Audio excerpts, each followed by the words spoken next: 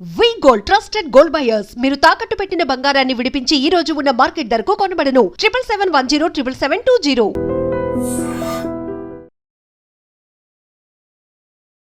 Welcome to iDream media. So జనరల్గా ఈ శీతాకాలంలో వేడిని పెంచే ఆహారాలు తీసుకోవాలి ఇలా చెప్తూ ఉంటారు. అయితే నువ్వులు ఎప్పుడైనా తీసుకోవచ్చు. వీటిలో చాలా రకాల పోషక విలువలు ఉంటాయి, అనారోగ్య సమస్యలను తగ్గిస్తాయని. ముఖ్యంగా నువ్వుల్లో రకాలు ఉంటాయి, వైట్ నువ్వులు, బ్లాక్ నువ్వులు, నల్ల నువ్వులు. వీటిలో ఏది బెస్ట్? సో పూర్తి వివరాలు తెలుసుకుందాం. మనతో పాటు ప్రముఖ vegetable therapist and sun spiritual society founder, Leo diet specialist Vikramaditya Guruji ఉన్నారు. గురూజీ నమస్తే అండి. సూర్యోస్మిమ. అంటే నువ్వులు మంచివి అని చెప్తారు, అది వైటా బ్లాకా, ఏది మంచిది? అంటే సందర్భాన్ని బట్టి, మనం ఉన్నటువంటి స్థితిని బట్టి, అది ఆహారంలో ఒక భాగమే కానీ అది ఆహారం కాదు. నువ్వులు అనేవి మనకు అవసరం. వాటిని మనం ఆయిల్గా మార్చుకొని, అంటే నిత్య జీవన విధానంలో మనం ఆహారాన్ని ప్రాసెస్ చేయడానికి ఒక తైలం అవసరం.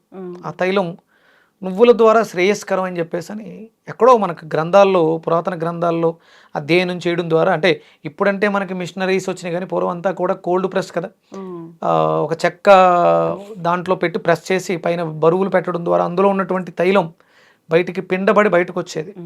అలా మనం ప్రాసెస్లో ఈ గానుగెద్దులు ఇవన్నీ కూడా అభివృద్ధి చెందాం. పూర్వం చాలా పెద్ద ప్రాసెస్. నువ్వుల్ని తొక్క తీసి కడిగి వాటిలన్నిటిని ఇంకా మెత్తగా నూరి మూటలు కట్టి పైన బరువులు పెట్టి చాలా ప్రాసెస్ చేసేవారు. ఇది అద్భుతమైనటువంటి క్షారగుణం కలిగింది. తొక్కతో ఉన్న దాంట్లో అధికమైనటువంటి క్షారం ఉంటుంది, తీక్షణమైనటువంటి స్వభావం. బాగా నల్లటి నువ్వులు, అంటే నలుపు కలర్ వేస్తారు, అది ఒరిజినల్గా అయితే బ్రౌన్ ముక్కుపొడి రంగులోనే ఉంటాయి కానీ నల్లగా ఉండవు. నల్ల మనం దానం ఇస్తాము, అవి కలర్ కోటెడ్. అవి ఒరిజినల్గా ఏంటంటే బాగా ముదిరినటువంటి నువ్వులు, అటు నలుపు కాదు ఇటు ముక్కుపొడి రంగు బ్రౌను కాదు అన్నట్టు మధ్యస్థంలో ఉంటాయి. అవి బాగా ఉబ్బి ఉంటాయి. దాన్ని బాగా మనం చేతులేసి నలిపి వాసన చూస్తే కళ్ళలోంచి నీళ్ళు వచ్చేంత క్షారగుణం, క్షారము కారం కాదు ఘాటుగా తనాన్ని కలిగి ఉంటాయి. ఎప్పుడైతే మన బాడీలో ఆమ్లాలు తీక్షణంగా ఉన్నాయో ఈ క్షారాలు వాటిని శాంతింపచేస్తాయి. అంటే క్షారగుణం మనలో ఆహార పచనానికి బాగా ఉపయోగపడుతూ ఉంటుంది. అలాగే అంటే మనలో దీపం వెలగాలంటే కావాల్సింది ఆయిల్. మనలో ఉన్నటువంటి అగ్ని ప్రదీప్తం చెందాలి అంటే కంపల్సరీ నువ్వుల అవసరం ఉంది. నువ్వుల లడ్డు అసలు అంటే ఈ లియో డైట్లో నువ్వుల లడ్డు ప్రిపరేషన్ అనేది ఎలా ఉంటుంది, ఎలా తీసుకోవాలి? అంటే మనము నార్మల్గా తీసుకోవచ్చా? ఉపయోగాలు అంటే ఏముంటాయి? మన లియో డైట్లో నువ్వుల్ని జీర్ణశక్తిని వృద్ధి చేసుకోవడానికి వాడుతూ ఉంటాం. అంటే నువ్వులతో కారపొడి చేసుకోవటం ఇలా ఉంటూ ఉంటుంది. భోజనం మధ్యలో, భోజనం తర్వాత లియో డైట్లో బెల్లంతో కలిపినటువంటి నువ్వులతో చేసిన లడ్డు, నువ్వులుండ భోజనం తర్వాత తీసుకోవడం ద్వారా, అంటే ఈ శీతాకాలం అంతా కూడా మన శరీరంలో జఠరాగ్నిని ప్రేరేపించే ఆహార పదార్థాలే తీసుకోవాలి. ఆ ప్రేరణలో నువ్వులు, బెల్లం అత్యధికమైనటువంటి ప్రముఖ పాత్రని పోషిస్తాయి. అంటే ప్రతినిత్యము కూడా భోజనం తర్వాత ఒక చిన్న బెల్లం ముక్క తినడం అనేది అగ్నిని ప్రజ్వలించడానికి ఉపయోగపడుతూ ఉంటుంది. మొన్న మనకి అతివృష్టి నివారణ, అంటే మనం మోంతా తుఫాను చాలా పెద్ద బీభత్సాన్ని సృష్టించబోయినప్పుడు మేము అతివృష్టి నివారణ యజ్ఞంలో వాడింది అధికంగా బెల్లం. 30 కేజీల బెల్లం 5 హోమాల్లో వాడాం. అంటే 3 రోజుల్లో 30 కేజీలు, అంటే రోజుకి 10 కేజీల బెల్లం రాబోతున్నటువంటి తుఫాన్ ఉధృతిని నివారించగలిగింది. బెల్లానికి అంతటి శక్తి ఉంది. అలాగే నువ్వులకి అది అంతే శక్తి నువ్వులకు కూడా ఉంది. అంటే జ్వాలను రగిలించడానికి నువ్వులతో చేసేటువంటి హోమం అద్భుతమైనటువంటి శక్తి. అదే మన శరీరంలో రగులుతున్నటువంటి జ్వాల అగ్నిని ప్రదీపనం చెందించడానికి మనకి నువ్వులు చాలా బాగా ఉపయోగపడతాయి. నువ్వుల లడ్డు తింటే జుట్టు పెరుగుతుందా? అంటే మరి పోషక విలువలు అధికంగా ఉంటాయి కదమ్మా. అంటే జుట్టు అనగానే అందరూ రకరకాల పోషకాల గురించి ఆలోచిస్తారు. మన శరీరంలో కాల్షియం బాగుంటే మనకి నెయిల్స్ బాగా పెరుగుతాయి, నెయిల్స్ దృఢంగా ఉంటాయి, హెయిర్ బాగుంటుంది. దానికి నువ్వులు చాలా అద్భుతంగా ప్రతిరోజు భోజనం తర్వాత, మధ్యాహ్నం భోజనం తర్వాత అంటే 100 గ్రాములు క్వాంటిటీలో నువ్వులు తీసుకుని 50 గ్రాములు బెల్లం, ఇంకేమన్నా మీకు వీలైతే డ్రై ఫ్రూట్స్ లాంటివి, ఇలాంటివి మిక్స్ చేసుకుని ఆహారంలో తీసుకుంటే జీర్ణ వృద్ధి జరుగుతుంది. కంపల్సరీ భోజనం తర్వాత ఈ పదార్థాలు తీసుకోవాలి. నువ్వుల పొడితో కూడా ఫస్ట్ మొదటి ముద్ద నువ్వులు, కరివేపాకు ఇలాంటితో కారపొడిలా చేసుకుని భోజనంలో తీసుకోవాలి. ఆరోగ్యకరమైనటువంటి ఆహారాన్ని తీసుకోవాలి. విరుద్ధ స్వభావం, మృత కణాలు అంటే చనిపోయినటువంటి జంతువు యొక్క కళేబరాల్ని వేయటానికి మన శరీరం డస్ట్బిన్ కాదు. కానీ మాంసాహారం మానవ దేహానికి నిషిద్ధం. ఇలాంటివన్నీ కూడా ఆరోగ్యాన్ని ప్రేరేపించేటువంటి ఆహారాన్ని తీసుకోవడం ద్వారా ఆరోగ్యకరమైనటువంటి వ్యక్తి ఆరోగ్యకరమైనటువంటి వ్యవస్థని నిర్మించగలుగుతాడు. నువ్వులు తీసుకుంటే మనకి బోన్ స్ట్రెంగ్తన్ అవుతుంది, సో మజిల్ వీక్నెస్ తగ్గిపోతుంది, మీరు అన్నట్లు జుట్టు బాగా పెరుగుతుంది, సో డైజెషన్కి బాగుంటుంది ఇట్లాగా. అంతే. అంటే ఒక వ్యక్తిలో తనలో ఉన్నటువంటి క్వాలిటీస్, చేస్తున్నటువంటి వృత్తిలో రాణించే ఆ క్వాలిటీస్ని కూడా, అంటే నువ్వులకి శని ఆధిపత్యం అంటారు. శని కర్మకారకుడు. మీరు చేస్తున్నటువంటి పనిలో అభివృద్ధి లేదు అంటే మీ బాడీలో బోన్ డెన్సిటీ తక్కువగా ఉంది, ఎముకలు బలహీనంగా ఉన్నాయి, అందుకని మీరు చేస్తున్న దాంట్లో మీరు సక్సెస్ అవ్వలేకపోతున్నారు. మీకు ప్రమోషన్స్ రావట్లేదంటే ఎక్కడో జాతకంలో శని బలహీనంగా ఉన్నాడు. అప్పుడు మీరు మీ ఆహారంలో నువ్వుల్ని విరివిగా తీసుకోవడం ద్వారా, అంటే జుట్టు సరిగా లేదు, జుట్టు సరిగా పెరగట్లేదు, జుట్టు రాలిపోతుంది, దీనికి కారణం శనే. అందుకని ఆహారంలో భాగంగా నువ్వుల్ని చేసుకోగలిగితే మీకు అద్భుతమైనటువంటి కేశ సంపద వృద్ధి చెందుతుంది. కాఫీ అంటే జనరల్గా కాఫీ, ఒక కప్ ఆఫ్ కాఫీ మంచిదేనా? అంటే కాఫీ అనే దాని వరకు, అంటే కాఫీని ఎలా ప్రిపేర్ చేస్తారమ్మా? Coffee powder, water, milk, sugar. Coffee మనకి భారతదేశ పంటే కదా. మనకి అంటే విశాఖపట్నం, అరకు ఆ ప్రాంతాల్లో కాఫీ గింజలు ఉంటాయి, మంచి గింజలు. అంటే మన భారతదేశ నైసర్గిక స్వరూపానికి కాఫీ గింజలతో తయారు చేయబడినటువంటి కషాయం కాఫీ అయిందేమో. దాంట్లో అడిషనల్గా రుచి కోసం మనం పాలు, పంచదార మిక్స్ చేస్తాం. అంటే కొంతమందికి బ్లాక్ కాఫీ తాగే అలవాటు ఉంటుంది, అది కషాయం. కాఫీ కాదు, అది కషాయమేమో. కషాయం కాస్త కాఫీగా రూపాంతరం చెంది ఉండాలి. అంటే మనం అన్వయించుకుంటూ ఉంటే, అంటే కాఫీకి మీనింగ్ ఏంటి? Coffee English vibration. అంటే మీరు చదివిన అంతర్జాలంలో మీరు చదివింది ఏమన్నా ఉందా కాఫీ గురించి? కాఫీలో ఉప్పు వేసి తీసుకోండి, దాని అసిడిక్ నేచర్ పోతుంది. కాఫీ అసిడిక్ నేచర్లో ఉంటుందా?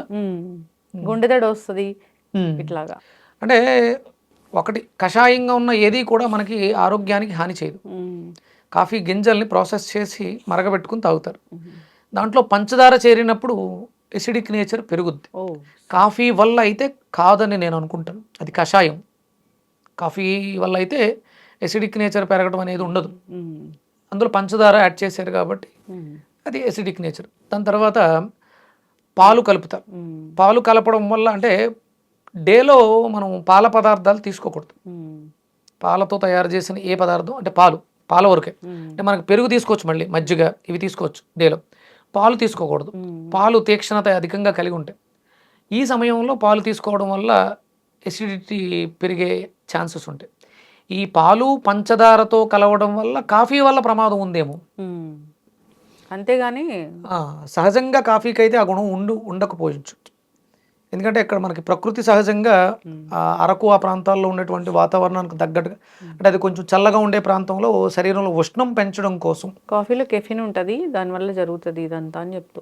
అంటే కెఫిన్ అనేది ప్రమాదం అయితే అంటే ఒక రకమైనటువంటి మత్తు పదార్థం.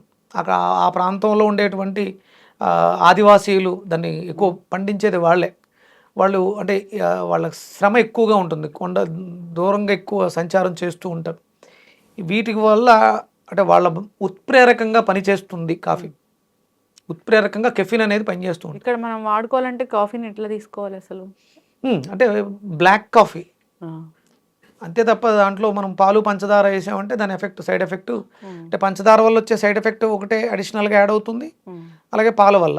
ఇంకొకటి, మీరు కాఫీలో అంటే పాలు పంచదారతో పెట్టిన కాఫీలో ఉప్పు వేయడం వల్ల పాలు ఇరిగిపోతాయి. అది బ్లాక్ కాఫీలో ఏమంటున్నారేమో.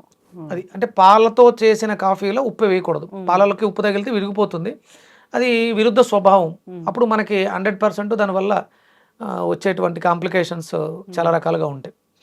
బ్లాక్ కాఫీలో స్వీట్నర్ బదులు సాల్ట్ వేసుకుంటే ఒకవేళ అది కెఫిన్ ఎఫెక్ట్ ఎక్కువగా లేకుండా మనకు ఉపయోగపడే అవకాశాలు ఉండొచ్చు.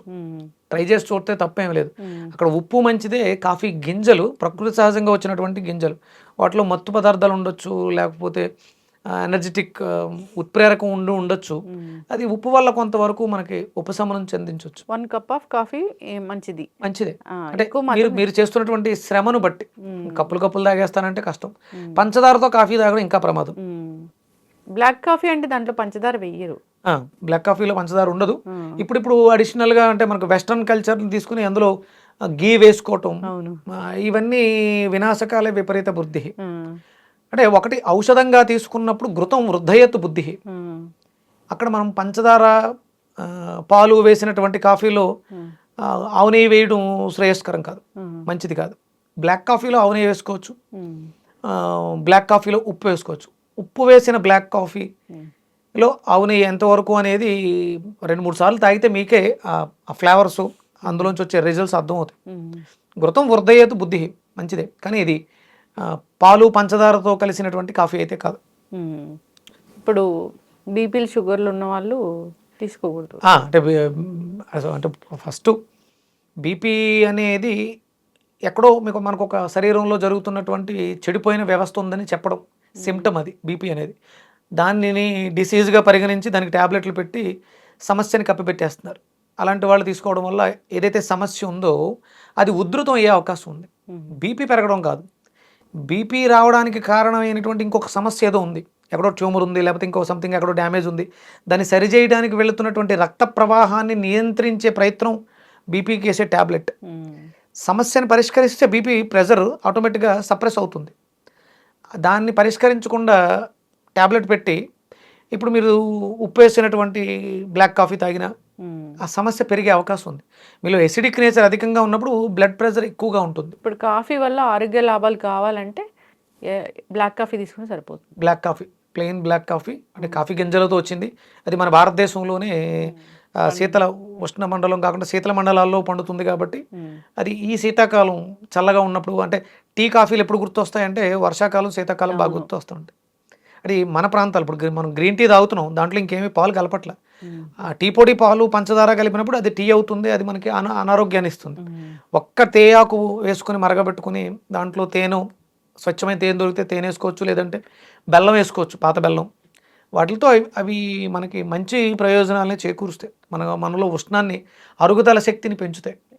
ఈ పాలు పంచదార కలిపితే అవి ఇండైజెషన్ ప్రాబ్లం, గ్యాస్ట్రిక్ని ఇస్తాయి. కాఫీ కషాయము అంటే బ్లాక్ కాఫీ అది తీసుకుంటే మంచిది. దాంట్లో రకరకాలు యాడ్ చేసి తీసుకుంటే కనుక అనారోగ్య సమస్యలు తప్పవు. చక్కగా చెప్పారు గురూజీ. ఏదైనా క్వాంటిటీ మ్యాటర్ అవుతుంది, కొంచెం తీసుకుంటే అప్పుడు అది మనకి ఔషధం లాగా పనిచేస్తుంది. ఫాలో అవ్వాలని కోరుకున్నాం. చాలా చక్కటి ఇన్ఫర్మేషన్. ధన్యవాదాలు Guruji. సూర్యస్మితల్లి. And for more videos, Please subscribe to iDream. Please subscribe to iDream. Please subscribe iDream. And please subscribe to iDream. For more videos, subscribe to iDream. please like, share and subscribe to the channel. Congratulations, iDream. Subscribe to iDream. Subscribe to iDream. So subscribe to iDream Media. iDream ki iDream team andarki huge congratulations. Please subscribe iDream Media. Please subscribe to iDream. Subscribe iDream. Please subscribe to iDream. iDream అంటే నా కళల ఛానల్ను subscribe చేసుకున్న నోరు తిరుగుతలేదు, మీరైతే గంట గుర్తు కొట్టండి. For more such videos, please subscribe to iDream. Subscribe to iDream. Please subscribe to iDream. Please subscribe iDream Media. Please do subscribe to iDream. Please subscribe to iDream Media. For best entertainment and information, please subscribe iDream. And don't forget to subscribe to iDream.